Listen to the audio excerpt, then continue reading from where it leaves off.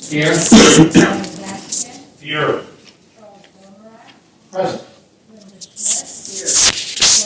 Here.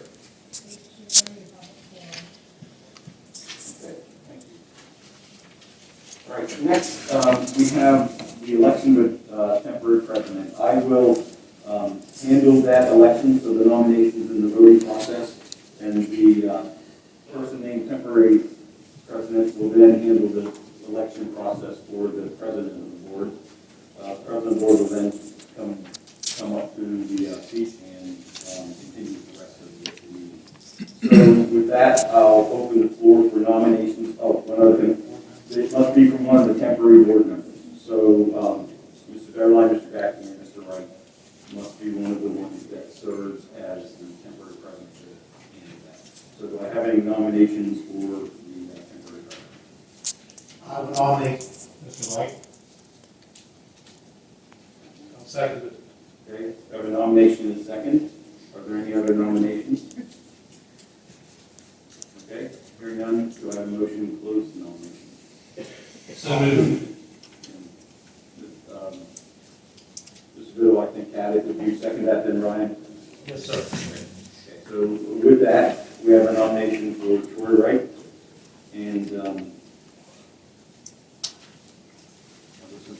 all those in favor, give your consent by saying aye. Aye. Opposed, no. Motion carries.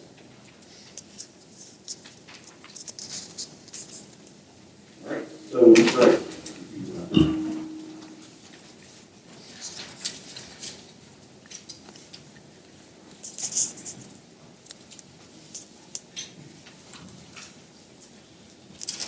Moving on to the election of the vice president, right? President. All president.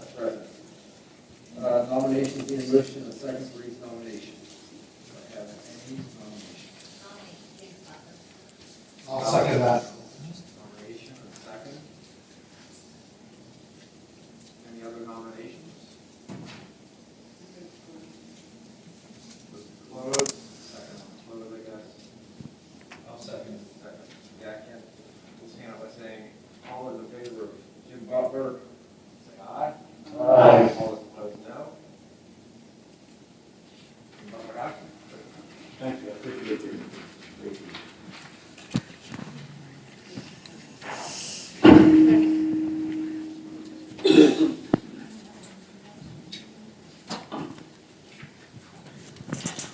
Okay, we need to move to the election of the vice president, and would then open the floor for motions for vice president nomination.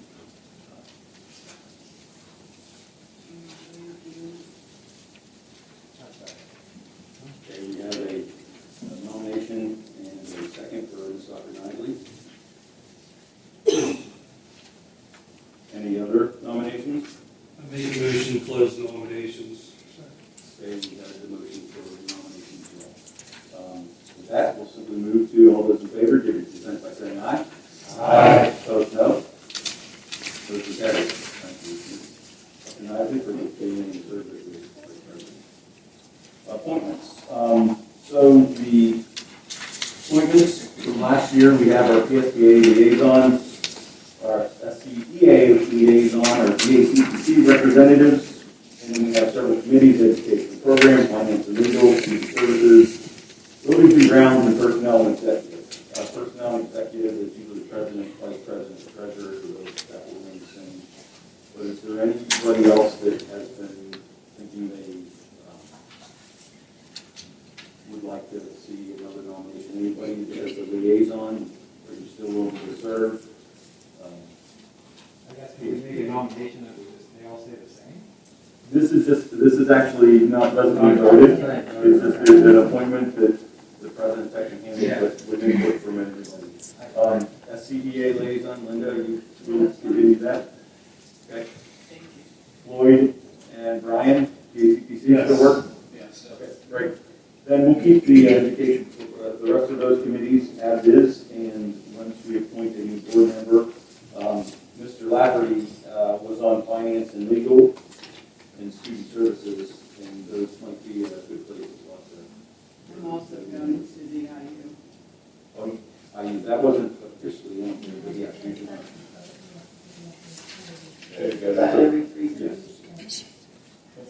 Okay, and then that will cover the committee assignments. And that will be the adjournment of our regular portion of the meeting. Unless there's any other questions on the organization. Okay, we'll adjourn now to the regular meeting. And we need another roll call. I'm sorry. Okay, roll call. Roll call.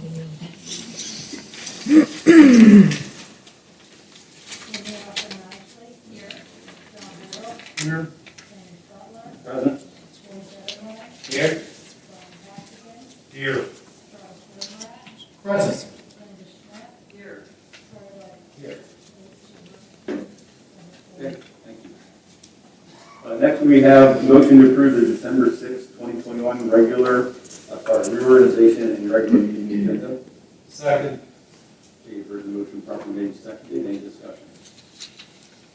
Hearing none, all those in favor give your consent by saying aye. Aye. Opposed, no.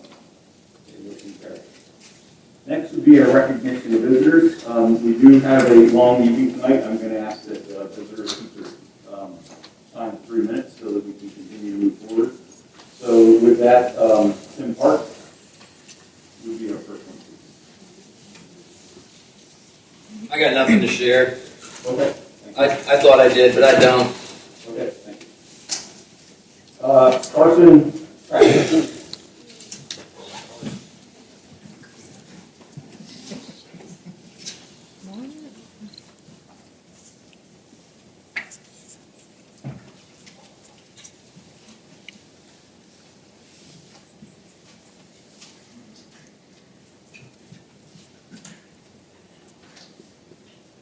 Okay. So my name is Jason. Sorry. That's all right. It's getting it yourself, right? So this is probably my final board meeting. I've been here wasting my breath for a long time. But in closing, this would be my final attempt to expose this board's reprehensible behavior to our community. I'm done asking questions, so you don't have to worry about that. The responses to which, or lack thereof, only proved my points. I realize this board, this district, has remained unquestioned for a long time. I know that may seem off-putting and maybe even sometimes insulting when we put you on the spot because you haven't been questioned in so long. But these feelings and emotions are irrelevant. Emotions and feelings play no role in education. And additionally, politics has no place in the education, the safety, or the well-being of our children.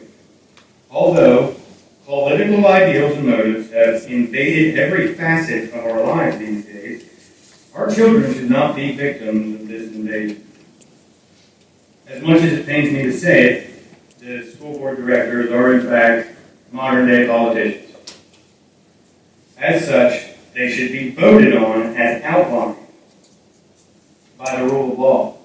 However, municipal voting rules have been and can be manipulated by those in power to suit their own interests. And unfortunately, this school board has been manipulating time frames, vacant seats, just to do that. You've run the most popular, most involved in the community candidate for 2 positions, and as long as the time frames are met in accordance with municipal election rules and the vacancy occurs properly, you can by rights appoint the remaining position regarding only yourselves. Tonight's interview process is nothing more than a formality. It is a feeble attempt to depict that this is a transparent, normal process. The most important detail here is this school district had another option. The option to prove it cares about the thoughts, concerns, beliefs, and most of all, the voices of the community that it supposedly represents. This, of course, would be the option to run one person per seat and simply leave the decision to fill the vacancy up to the voters. This board's actions may not be illegal, but they are nefarious in nature. To elaborate, a few weeks ago, members of this board were asked about the potential of supporting the appointment of write-in candidates. They were overwhelmingly supported by the community. The response I received was deeply concerning. That response, as quoted in the paper by President Butler, was, "It holds no weight in my opinion." Your time is up, by the way. Yeah. And we conclude that the voice of the community do not hold any weight, and they are irrelevant. They hold no value.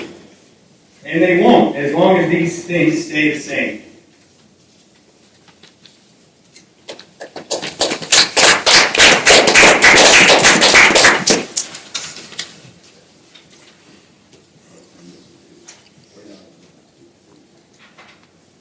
Kate Weaver.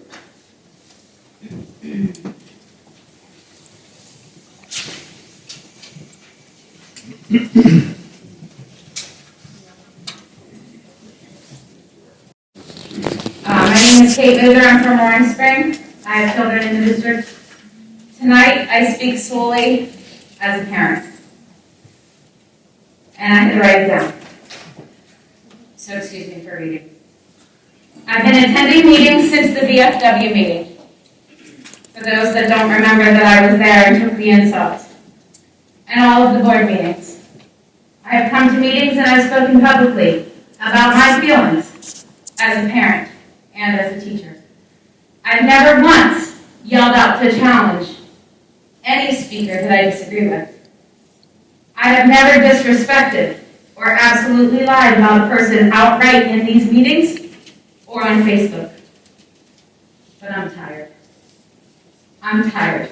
I'm tired of being told I don't believe in God because I wear these masks. I'm tired of being told how horrible teachers are because we enforce rules that we are supposed to enforce. I'm tired of being called names, being called a liberal, other ones I can't even repeat in public of what I've been called because I have been vaccinated and I've chosen to vaccinate my children. I'm tired of the name calling.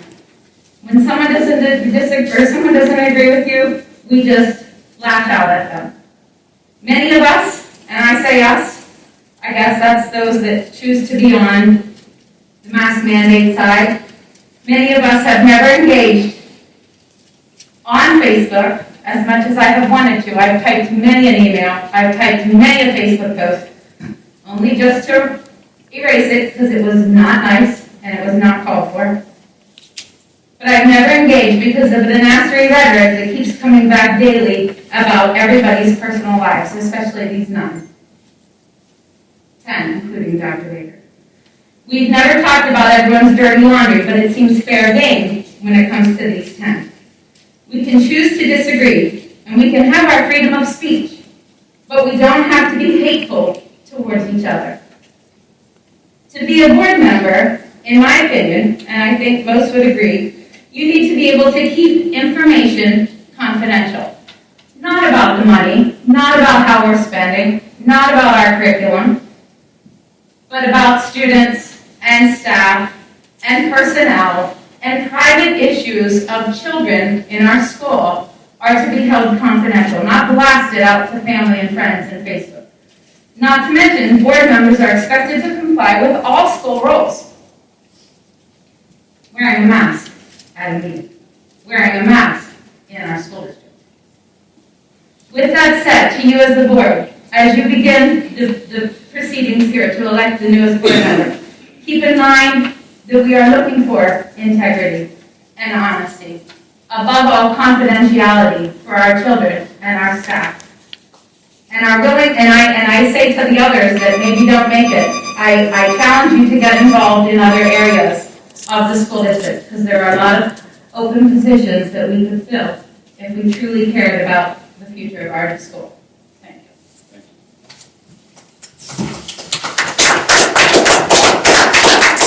Kevin Smith.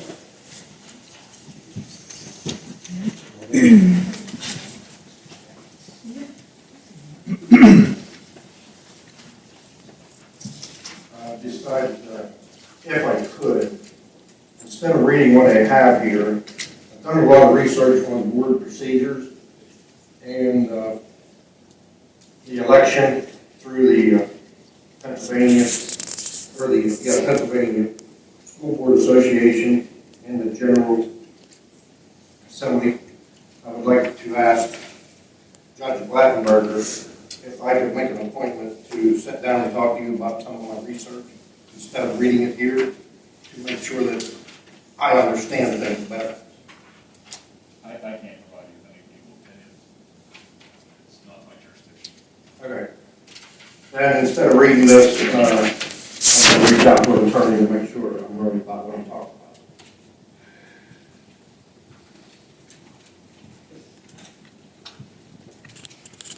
So that is the end of our recognition visit. So we're going to go through the roll call interview process. Each candidate will be allotted 2 minutes to make an opening statement. We ask that you use this time to reiterate the candidate's qualifications and ensure why they wish to serve on the board. Questions will then be directed to each of the candidates by the board president. Once the opening statements and questions are completed, the board will publicly deliberate regarding the selection of candidates to fill the vacancy. Majority vote of the seated board members will be required to fill the vacancy.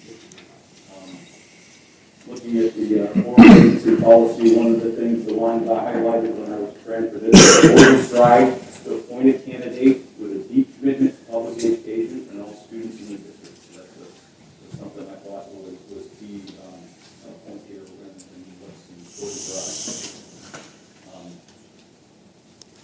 So we have a sheet to package up, to sort of research. It's done in alphabetical order. This list is your names. And once I get you, whatever number I pull will go first, and then it'll go sequentially after that, and then we'll alternate around. So if you guys are, I'm not looking, you okay that I've sufficiently done those?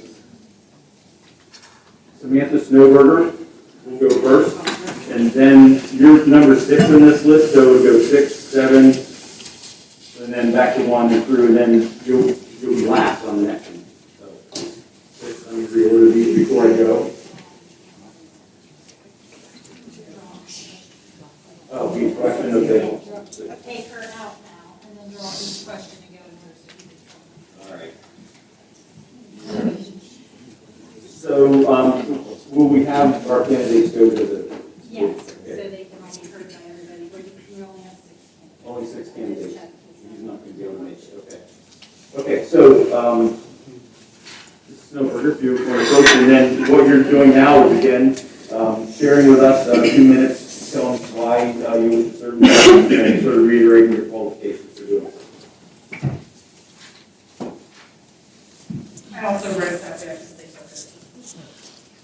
So good evening, and thank you for this opportunity. I have always taken pride in our community and the education I received from the Spring Cove School District. When I learned of the opening on the board, I felt compelled to offer my experience and knowledge with the hope I can assist in the growth and pursuit of excellence for our students, staff, and community. As a parent of 2 children in the district, I have been able to volunteer at various events in their schools. I currently serve on the Dragon Pride Foundation, where we sponsor numerous fundraisers to support student activities. I am a member on the board of directors for the Faith and Grace Learning Center and assist with fundraising and policy oversight. I have over 21 years of experience working in the behavioral health field. During that time, I have worked with people with various backgrounds, including the criminal justice system and with addiction. To me, a board member should possess the abilities to actively listen, communicate effectively, work collaboratively, ask questions, advocate, and seek solutions for the improvement and continued growth of the district. It is important to keep the vision and mission of the district in the forefront when striving to make changes while cultivating trust and being transparent with the public. If given the opportunity, I will represent and advocate for the community while prioritizing the needs and interests of our students and school system. While I know that it is nearly impossible to find resolutions that will make all the parties happy, I do understand the importance of respecting everyone's viewpoints and advocating for the best possible outcome. In closing, I feel I possess the necessary skills to aid the school district further along on the path of excellence. I would be honored if given the privilege to serve alongside the members of the board.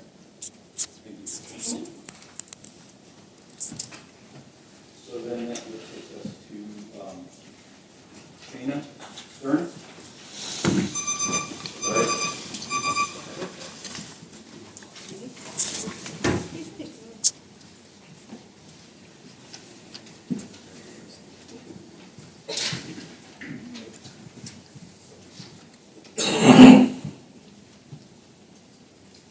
Hello, I'm Sheena Stern of Burning Spring, where my husband and I own a farm and we raise two children, ages 16 and 13.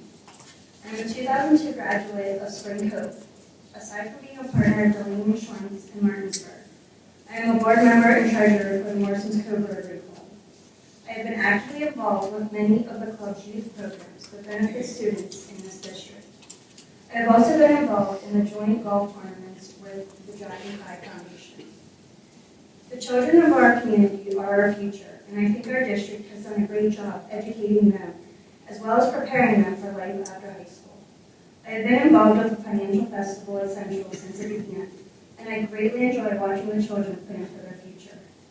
As a mother of a special needs child, I recognize the challenges some parents may face navigating an IEP and special accommodations.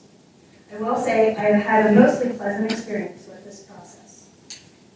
My son has transitioned to the Greater Altoona Career and Technology Center this year, and I could not be prouder of his accomplishments and the support this district has given him.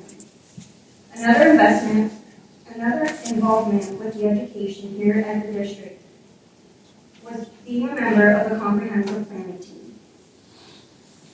Friday, I will be graduating from the Pennsylvania Rural Urban Leadership Program through Penn State. The last 2 years, I've been given the opportunity to learn a lot about leadership and leadership styles. I also had the privilege of traveling to hear and learn about issues all across the state. While there is always going to be people that do not agree, I feel our district is blessed in that we do not carry some of the challenges other districts do. Growing as a community and helping build a positive future for our children is what we should all be focused on. Thank you.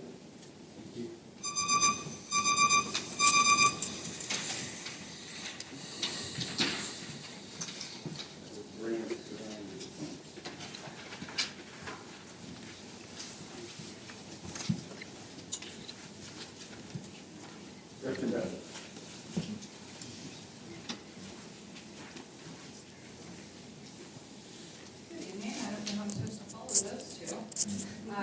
My name is Gretchen Bowie. I live in Martinsburg, Pennsylvania. I've been a member of this community for my entire life.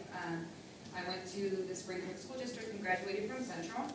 I then pursued my bachelor's in crime law, justice, and psychology at Penn State, and then went on for my master's at the Indiana University of Pennsylvania.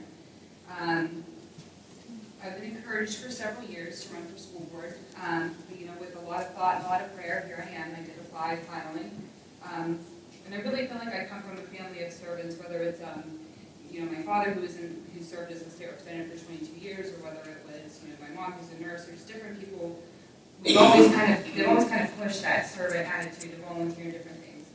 I myself volunteer at Job Rescue. I help with different activities at my church, and also help with different kind of mental health organizations and activities that are run.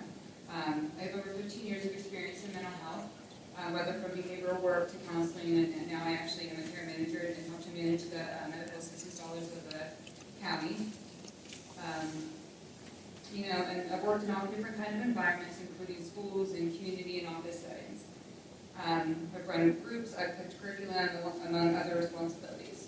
And I think ultimately, at the end of the day, despite the divisions that's occurred in our district, I think we all have the same goal. I think our goal is what's best for the district and what's best for the children, whether it be our own or someone else's. I have nothing to gain, obviously, from being on the Spring Cove School District board myself, other than maybe possibly being able to play my part in helping with our next generation, so our kids can pursue their best opportunities and to be part of that process. And help them, to prosper. That's all I have. Thank you. Thank you. Brenda Chris.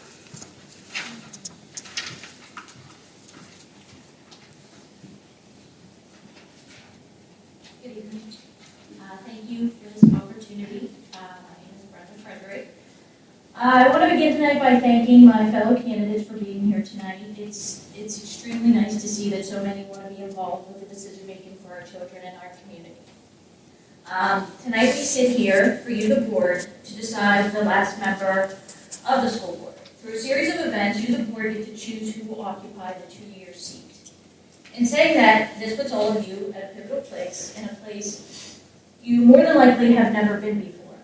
You have before you 6 people who are all interested in filling that seat, but only one of them has been at every school board meeting this school year, spoken up at numerous meetings, and actually ran a campaign in the last election where a record turnout of the community showed up and voted for her. They turned up because they want change. 1,279 people want change. Because of this, I don't think I need to go into all the specifics of me. I think you've all got to know me pretty well over the past couple months. But your decision tonight does lie truly in just one thing, in my opinion. Do you as a board choose who you want, or do you choose who almost 1,300 voters in this community would want? Thank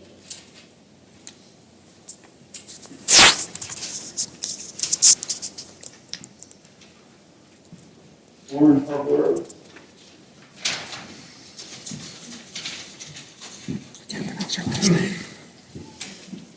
Thank you, Mr. Butler, and to the rest of the board for the opportunity to speak tonight. Oops, I went to that one. My name is Lauren Harperwood. I am a graduate of Williamsburg High School, but I moved back into the Cove just shy of 9 years ago, and my family and I are owners and operators of a dairy farm on Clover Creek Road, and I am also the parent of one student in the district. I believe that I have leadership qualities that would provide me with the ability to work directly with the board to address the needs of the district as we work together to provide a healthy and sustainable educational system for all Spring Cove students. I feel that school-age children need to be provided with all of the educational tools needed to succeed in order to enhance their life after graduation and so that they may all become contributing members of society. And in conclusion, I am most certain that I will always bring a level-headed approach to any and all decisions that will be made by the board, which I know these decisions directly affect the students, the faculty, and the teachers of Spring Cove School District. Thank you for your time. Thank you. Kelly Marks.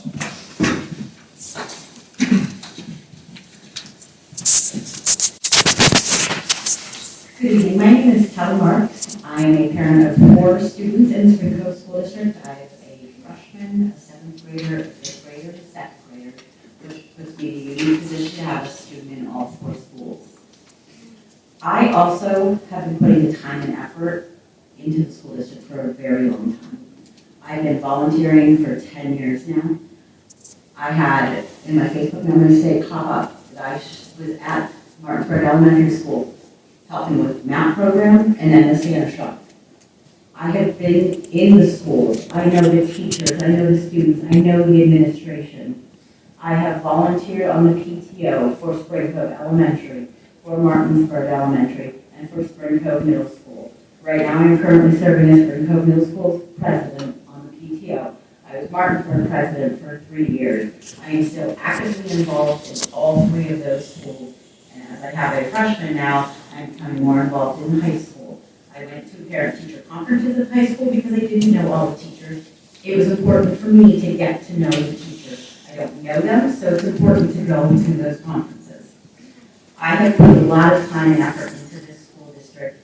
Maybe I haven't been at every school board meeting in the last 4 months, but I have been present for 10 years, making myself known, making my commitment to the school district very well known. I can walk into almost any school and almost every teacher will know me.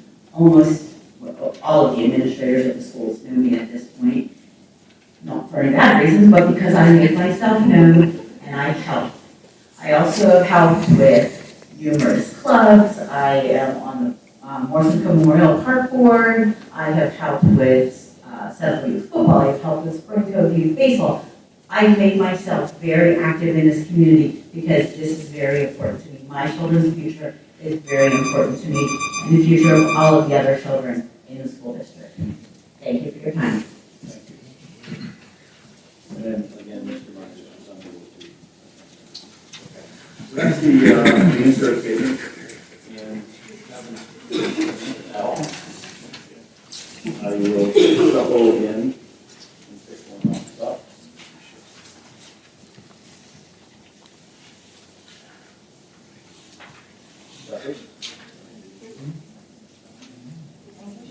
Oh, if you go up first, I told your name this time.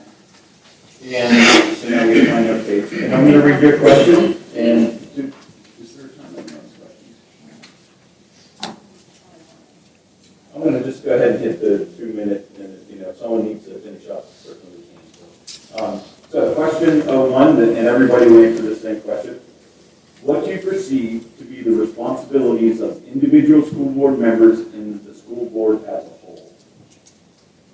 As far as individual school board members, I have recognized that there's several different committees that the different members are part of.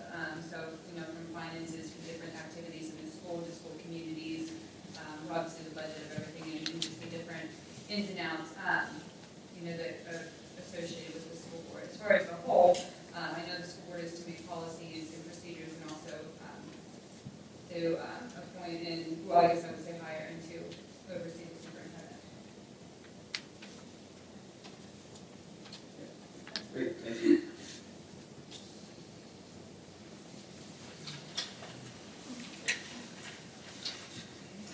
Mr. President. So I'll read it so you get enough to remember. I'll just read the question first so I can get them up. What do you perceive to be the responsibilities of individual school board members and the school board as a whole?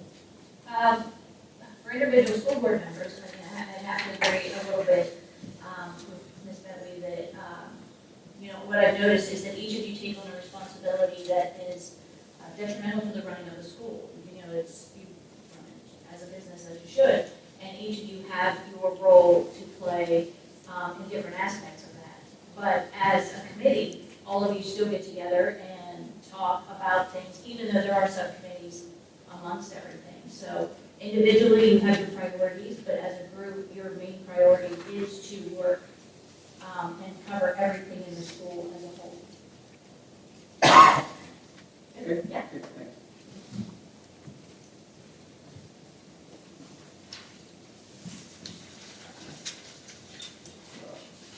Lauren Arpelaro.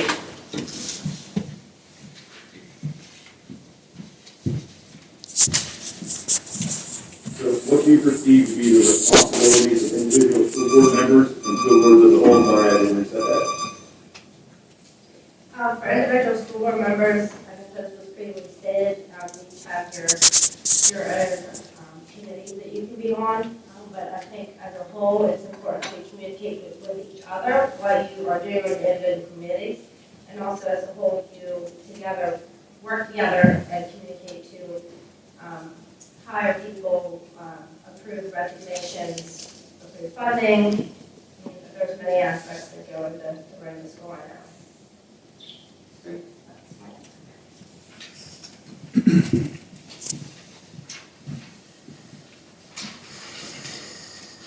Marks.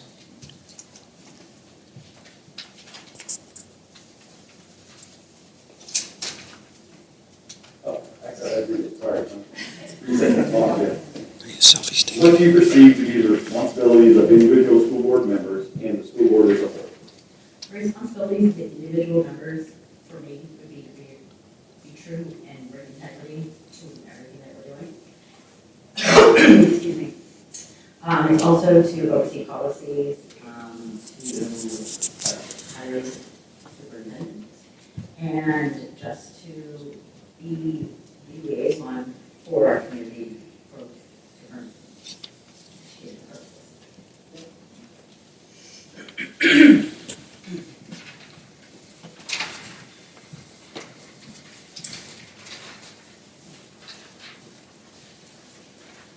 Samantha Snowbird.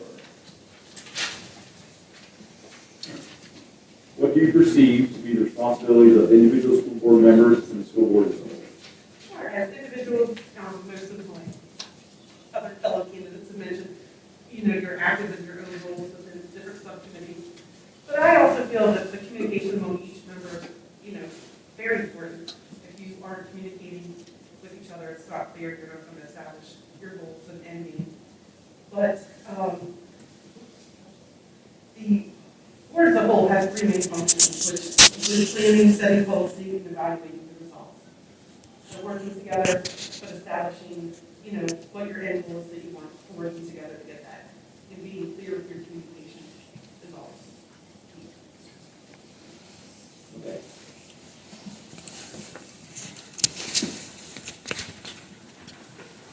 And Shana, sorry. Is it Shana?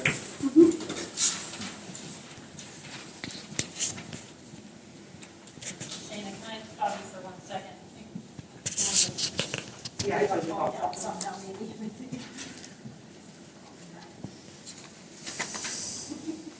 There we go.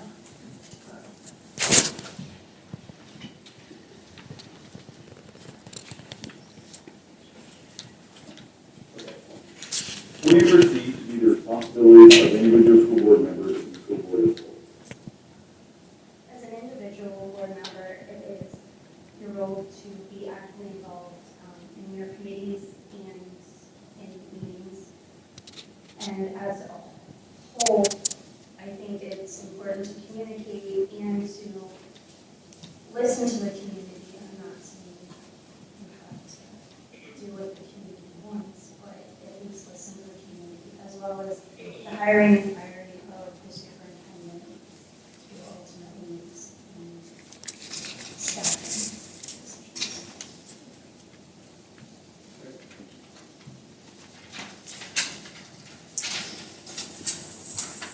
Okay, so that was question one.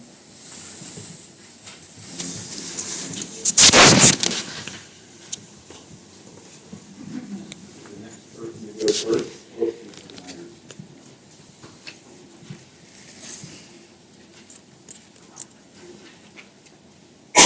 Lauren?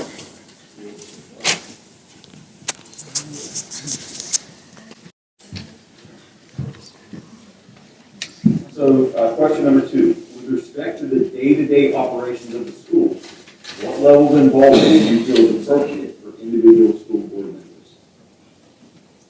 I know the decisions made by the school board members affect the day-to-day operations of the school. I know the school board members are not there for day-to-day operations. However, if the board or teachers would ever ask a school board member to be involved and just come watch and see some policies that the board is implementing, and if the board was asked, that member should be open to going and seeing the policies that they're putting into place.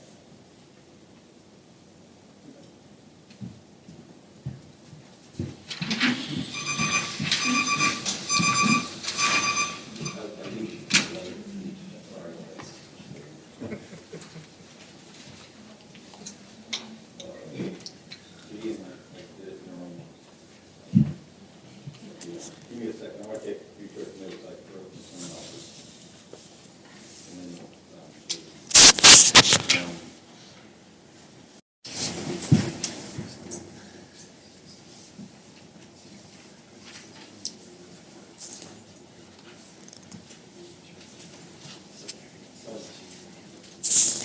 with respect to the day-to-day operation of the school, what level of involvement do you feel is appropriate for individual school board members? For the day-to-day operations, I don't feel as school board members to directly be in the schools unless they're asked to be. It is the school board's job to oversee the policies and make sure that they're being implemented and followed. But they aren't in the school, they aren't telling teachers how to do their jobs, they aren't telling the administration how to do their jobs per se, other than the implementation and following the policies. Okay.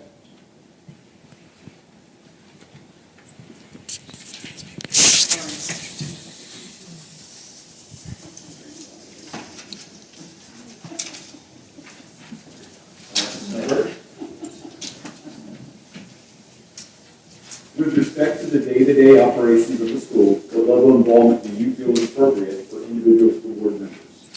So when it comes to individual school board members and the day-to-day operations, it isn't necessarily a direct approach. There's a hierarchy that needs to be followed. So if there's concerns going on within inside the school, it needs to go from the administrative level, principals, teachers, even coaches if there's an issue on the sports team. And then if it still isn't resolved, it can go up to the superintendent. And then at the last resort, it would come to the school board. And then we would go through policy procedure and discuss what options can be done and how to best handle it and follow, set policies and guidelines. Thank you.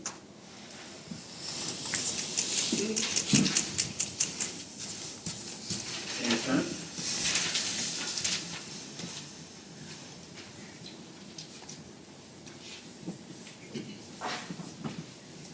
With respect to the day-to-day operations of the school, what level of involvement do you feel is appropriate for individual school board members? I think that a school board member is part of a larger group and that they are here to implement policies, but as for the day-to-day operations, it is not a board member's responsibility to be involved. But again, as others have said, I think if they wanted the opportunity to be at the school, it would be okay. But to be a part of the day-to-day operations, not necessarily.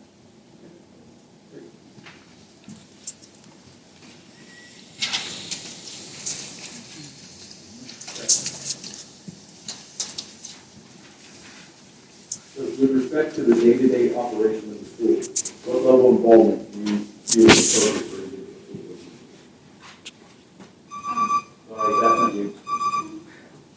I thought maybe my answer was already I would say day to day that the school board would need to be involved. I previously stated that the point of the school board is to make the policies and then procedures, and then there's the hierarchy of day to day, going through teachers and the administration of that building and so on, superintendent and so on and so forth that need to be followed, and then there could be a policy change or a different procedure that could be implemented. And I know some board members volunteer, daily or things like that. I think that they could be involved daily if they wanted to be, but I don't think it's necessary that you would have to pull somebody daily to work on different things that would necessarily be the most beneficial for the district, so. Okay, great, thank you.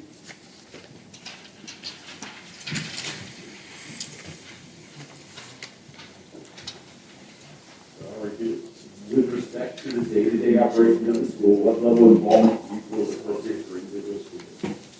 I feel that with the school district, for lack of a better word, it's a living, breathing entity. It changes day by day.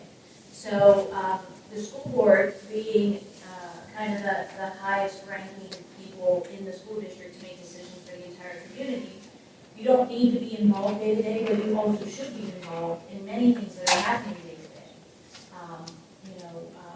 You should be touching base or communicating with the superintendent of the school as much as possible to find out what's going on, where you're needed, what issues that you need to be looked at. You all meet, twice a month to discuss things. I'm sure you talk even more than that. So you have to be involved, but at the same time, you can't be intimately involved with everything because you need to take a managerial approach to the school district and you need to oversee everything that is happening all at the same time.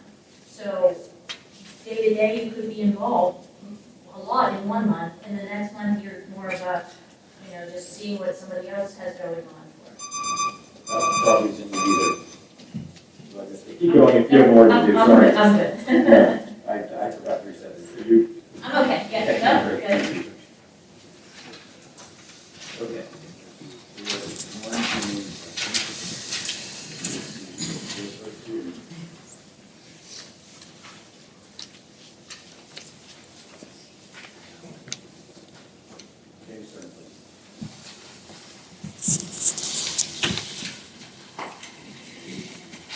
Change the customer seat. Take Myers' seat. I think this might have been part of your application too, but it would be a chance to talk to it. What are the biggest challenges facing public education today?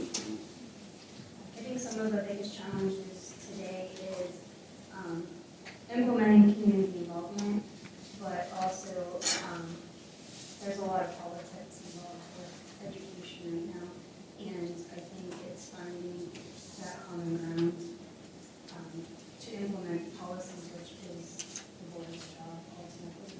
So finding that common ground and working with what you have.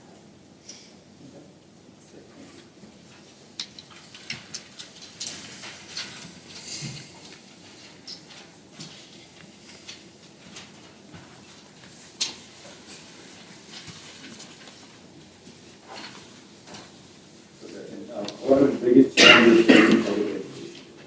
I think a big issue right now facing public education is the gap in learning and academically with the pandemic and everything going on, with the difference between hybrid, virtual, different settings that kids have been in.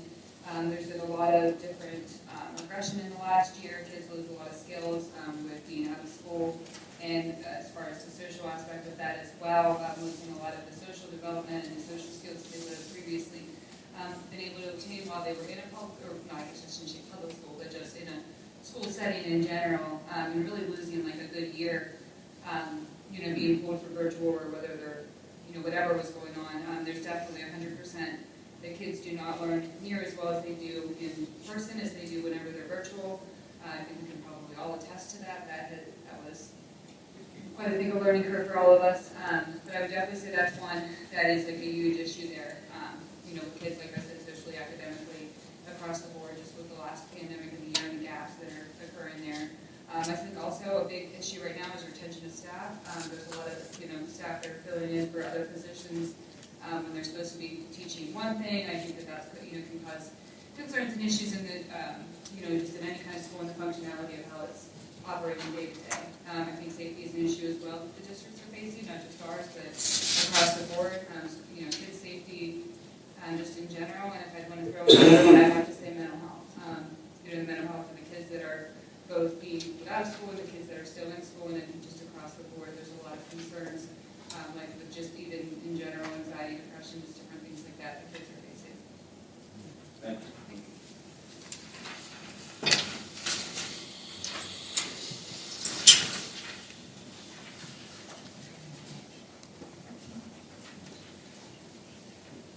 What are the biggest challenges facing public education today? Public education today, some of the biggest challenges, so much has changed in the past 2 years for everybody. I think that is an ever-evolving thing, truly. I think some of you who have been on the board for quite a while, are encountering things that you never thought that you would encounter working with the school district. So today we have a lot of different ways of learning that children are learning, cyber, in school, things like that. And you have a lot of situations with the pandemic going on of, the government trying to really get involved with the school and the school board trying to make decisions to please everyone, which is a hard job. So I think a lot of the problems that the school district's facing would be government overreach, the fact that a lot of parents don't get involved with the school that like they used to. So that's something that I feel would help everybody if that were to occur again.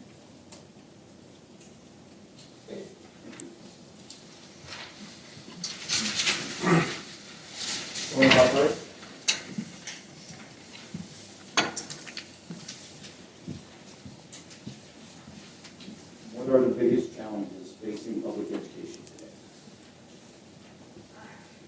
When I think public education, the first thing that came to my mind was the kids. Kids today, there are so many things coming at these children that I would have never experienced. Like my daughter's sick. Like when I'm sick, I would never imagine seeing the things that she sees and hearing the things that she hears.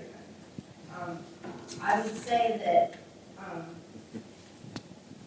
bullying is an issue in the school districts. I think being vigilant about the curriculum, because I do think that as Brenda said, the government is trying to push things, and I'm not saying that that's happening in this district, but you hear it all the time on the news. So I just feel like it's important to be vigilant about the curriculum, and also safety for the students.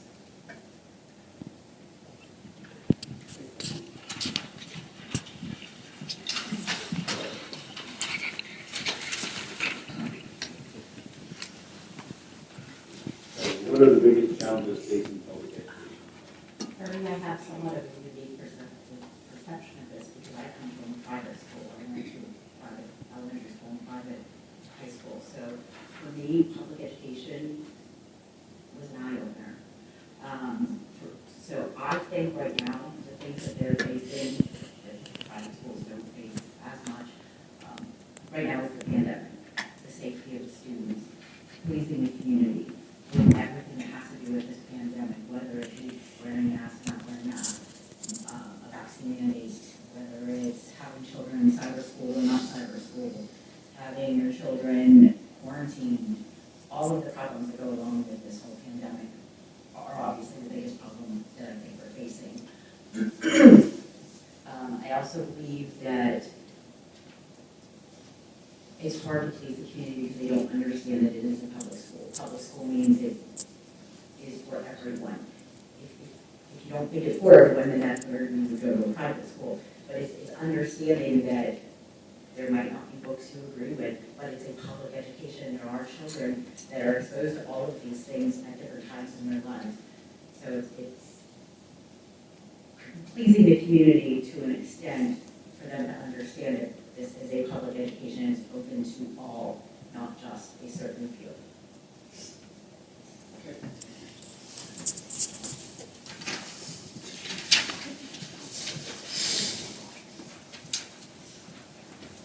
And then, Samantha?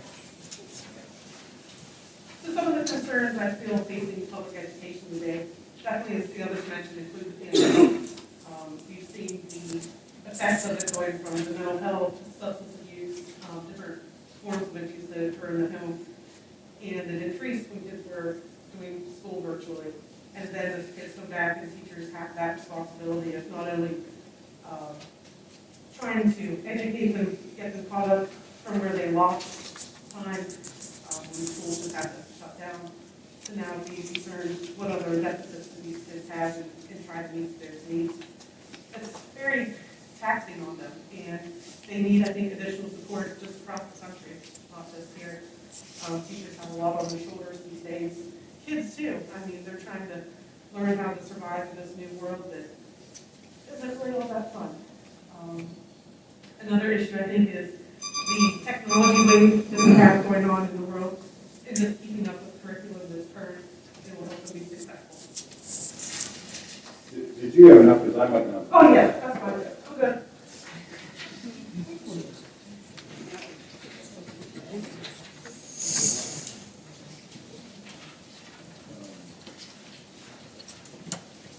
So, is there a summary statement? So you just asked for that first place on the wall and people want to do it. Okay, yeah. So, that'll include the interviews right after board members take some time to review what we wrote, take some notes, and then we'll open up for some discussion and go through the process. We'll take maybe 5 minutes, and I'll take you on everybody's view.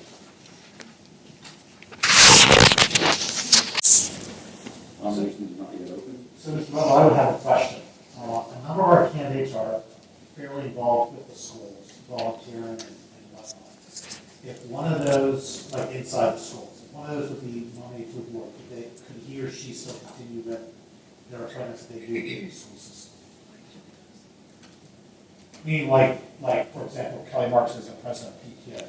If she were the candidate who chose it, can't she still be president of PTO? Would that be a conflict of interest?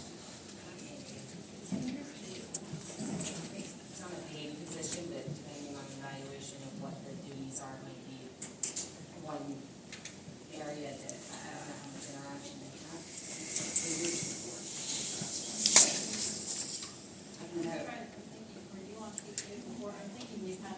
I know other schools have done it, wouldn't necessarily be something that they say would be required to give up the paid position that they. So coaching, bus driver, substitute teaching, could not be. PTO, junior achievements, lunch duty volunteering would be okay. We have lots of board members who volunteer in extensive capacities, it's not that problem. Anytime there would be anything that would be a conflict, then they just have. Or see it ahead of time. But I don't know that we really have Good question.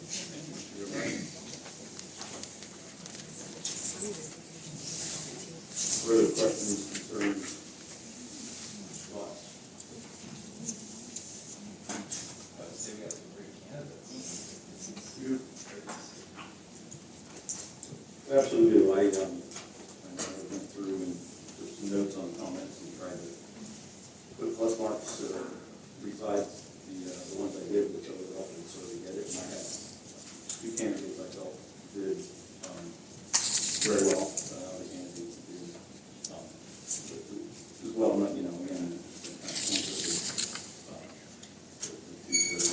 the two that I am looking at, and I'll share those, and again, I won't make the nomination as president with those. I was really impressed with the Mrs. Marks' commitment to the schools district and the work that she's been doing as a volunteer for year after year after year. Kids across all the districts. I was really impressed with that.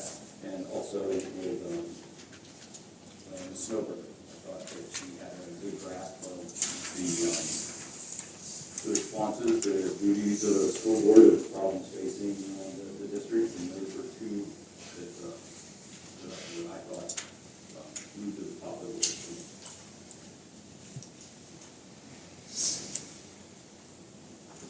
I just want to say thank you to everybody who was involved. It was nice to see so many people apply and put so much time and effort into it, so thank you very much.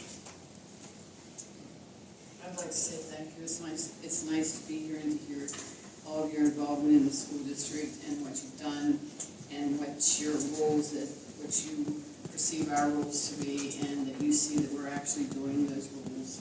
I believe that's really important. And just to know that you're out there and you're volunteering like that is commendable. And your degrees in behavioral health and that you know the seriousness of what is going on with our children. And I agree with Brian. It's nice to see many of you here this evening.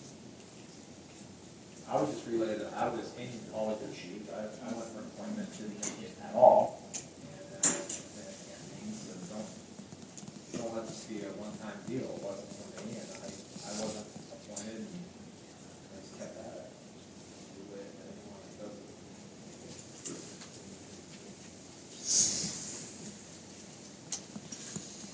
At this point, it would be perfect for me to address something that was said incorrectly about me during the candidate speech. So,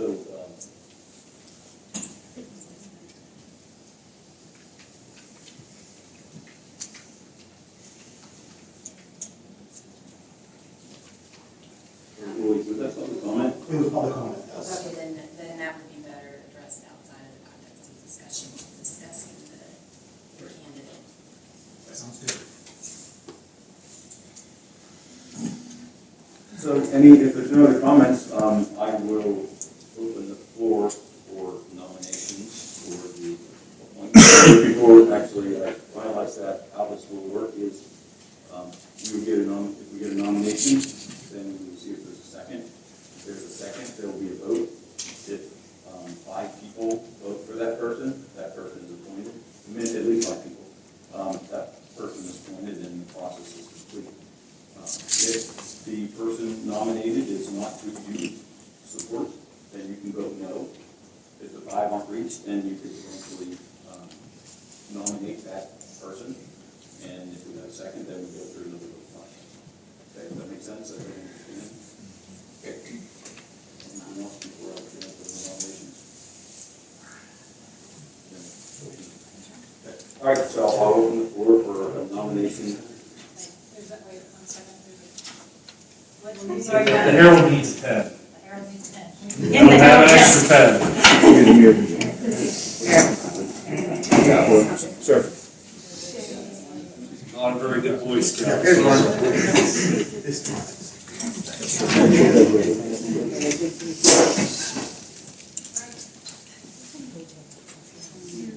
Oh, I would nominate someone.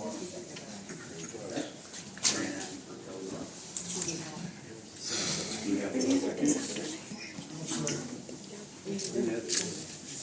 have a motion and a second for Ms. Kelly Mark. So with that, we will have a roll call vote. Mr. Biddle, Yes. Mr. Detterline, Yes. Mr. Gaffigan, No. Mr. Gomarak, Yes. Mrs. Smith, Yes. Mr. Wright, Yes. Mrs. Austin Isley, Yes. and Mr. Butler. Yes. 7-1, motion carries. Mrs. Marks, congratulations. And if you will come forward, we'll have you sworn in as your magistrate Flatberger.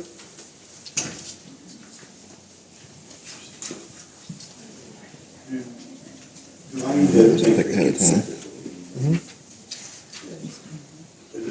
Can you hold one, do I have to make it before the swearing in? Okay, we have to go through an official document. Okay. Motion to appoint Kelly Marks to fill the open position on the Spring Cove School Board created by the decision of Charles Gomarak to decline the two-year seat he won in the 2020 municipal election. The appointment will run through the first Monday of December of 2023. Okay, heard the motion properly made and seconded. Any discussion?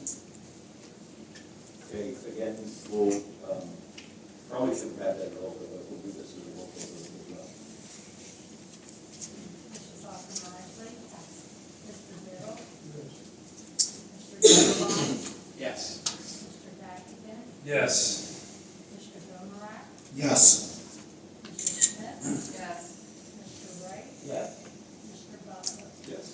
8-0, motion carries. Okay, please, thank you. Raise your hand for me. I state your name. I, Kelly Mark, Do solemnly swear do solemnly swear that I will support, obey, and defend that I will support, obey, and defend the Constitution of the United States the Constitution of the United States and the Constitution of this Commonwealth, and the Constitution of this and Commonwealth, will discharge the duties and will discharge the duties of my office of, my office sorry, not the duties, sir, of my office with fidelity. of my office with fidelity. Thank you. Congratulations, thank you. Thank you. As Mr. Wright said, we appreciate everybody who expressed an interest, came out, gave the time, into the process. It can sometimes be a process, and we encourage continued participation. Look for other volunteer opportunities. There are plenty out there. The Dragon Pride is always looking for people that are willing to join in and help. There's a process to get your clearances to volunteer in school, and I think you can help as well.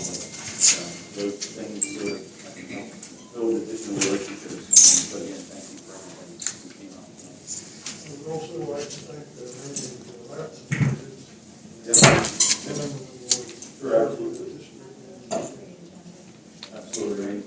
Came in and helped us get to this point, and much appreciated as well. Thank you.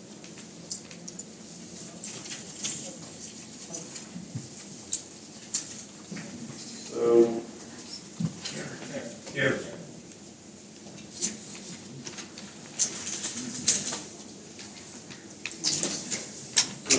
just to hit the committee appointments, and the ones that were assigned to Randy, that we would assign to you to start, Kelly would be the finance and legal committee, and the student services and activity committee. Great. And can I allow us to? Yeah. Mr. Rack, you had something you wanted to say there. I believe in one of the speeches, someone mentioned about the school board putting me up as the candidate for the two-year position. I want to make it very clear that nobody on the board talked to me about the two-year position. Nobody on the board knew that I was running about the two-year position. I simply ran for the two-year position because I knew there was a short time frame when Randy Matthews quit, and then the petition had to be filed with the county. So I put my name on both the 2 and the 4 in case there were more people going for the 4. If I didn't win on the 4, maybe I would get the 2. Thank you. Okay. Better Superintendent, please. One other note to we're going to vote on a few things that you don't have to do clearly first.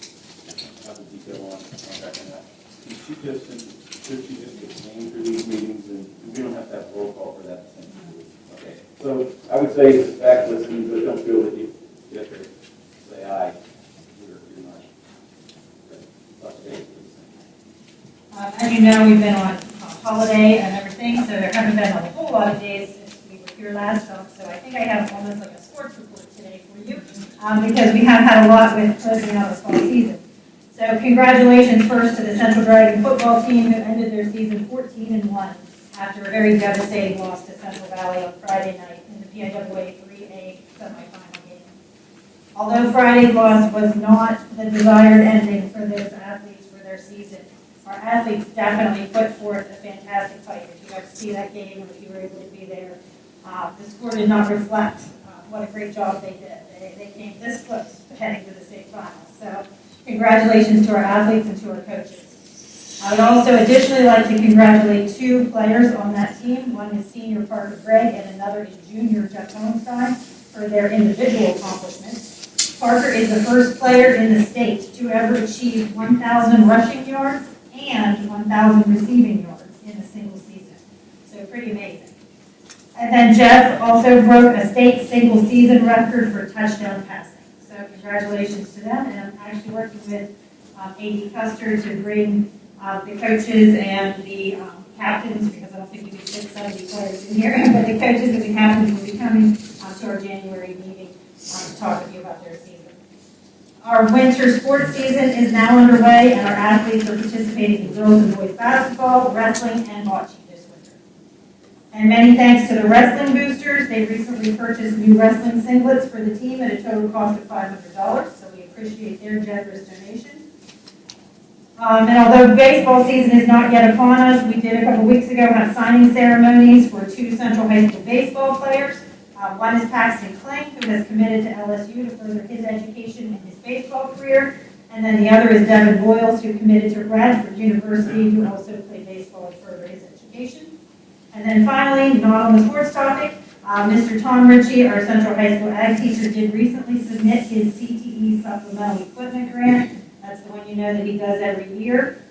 He applied this year for a laser engraver cutting machine and the associated software that will allow the students to engage in basic CAD work and design, as well as engraving shop projects. And he said he's going to be able to share that equipment with the engineering class that Mr. Albright teaches, as well as with the art classes that Mrs. Tremoloni teaches.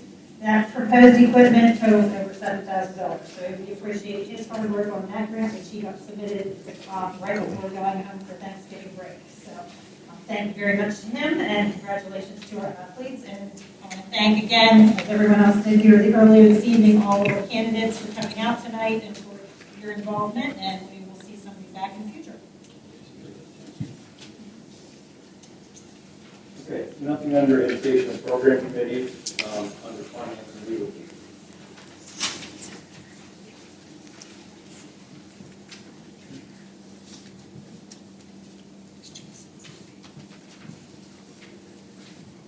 Yeah, we have 2 items. The first one is a motion to approve the resolution to not increase the district's taxes above the Act 1 index in the 2022-23 school year.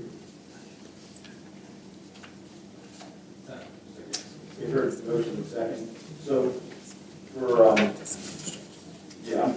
what this means is every year the Pennsylvania Department of Education comes up with a maximum, what they call the Act 1 index, that you can raise your taxes to. And but there are exceptions that you can file for that. But if you're going to do that, your whole timeline for your budget is different.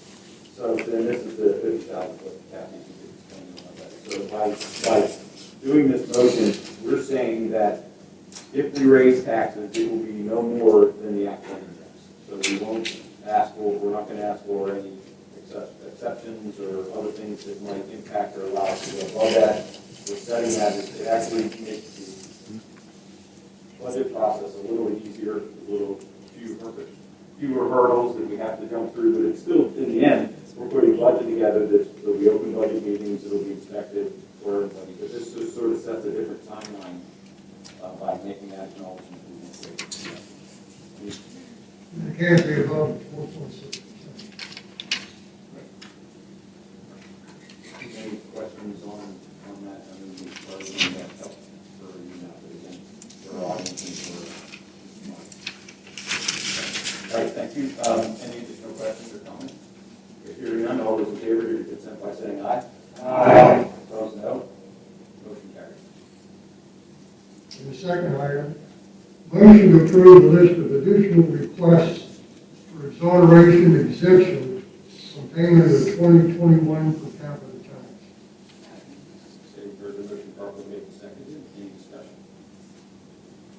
So again, this is a process where our list, there are reasons people no longer pay per capita. Sometimes they get on your list because they're nominated, sometimes college students still in school, moved away, those kind of things. So we have a base data set, and then we have to work our way back down to what we can use. And so this is when you identify somebody who doesn't, who's on the list that doesn't apply and we need to exempt them, then this is that list. Any additional comments or questions? Hearing none, all those in favor give consent by saying aye. Aye. Opposed, no. Motion carries. Thank you. Student Services and Activities Committee.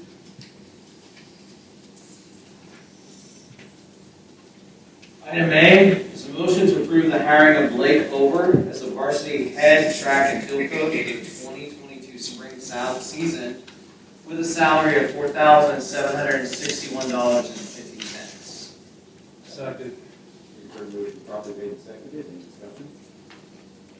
Hearing none, all those in favor give consent by saying aye. Aye. Opposed, no. Motion carries. Okay, item B, motion to approve Michelle Smith as an additional game worker for the 2021-22 school year.